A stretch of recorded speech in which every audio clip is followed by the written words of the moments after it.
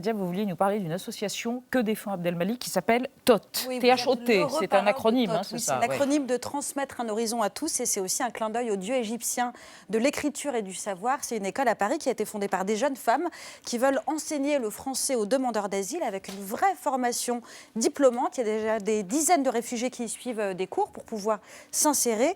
Et c'est une école qui vient d'être récompensée par le prix La France s'engage, une reconnaissance de l'État pour le travail accompli. Est-ce que ça veut dire quand même malgré tout que les citoyens font plus que l'État sur ces questions de solidarité? Il y a eu tout ce débat autour du délit de solidarité.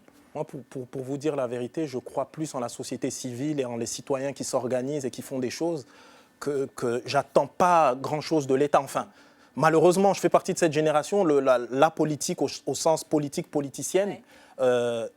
ne nous a pas impacté positivement. Par contre, les solidarités les citoyennes, les enseignants, je crois beaucoup aux enseignants. Les enseignants, ils font un travail fabuleux. C'est-à-dire qu'à la fois, évidemment, le fait de la transmission de la connaissance et du savoir, mais le fait de donner du courage, de la force, le soutien avec les parents qui, des fois, se sentent comme ça, un peu isolés, etc. Et pour moi, il faut soutenir les enseignants au plus haut point. Et ce que fait THOT, c'est fabuleux. J'ai assisté à une remise de diplôme, c'est incroyable. Il y a des gens qui partent de rien et tout d'un coup, voilà, ce rapport au savoir, encore une fois, c'est ça qui nous sauvera tous. Et il ne faut pas se tromper de combat.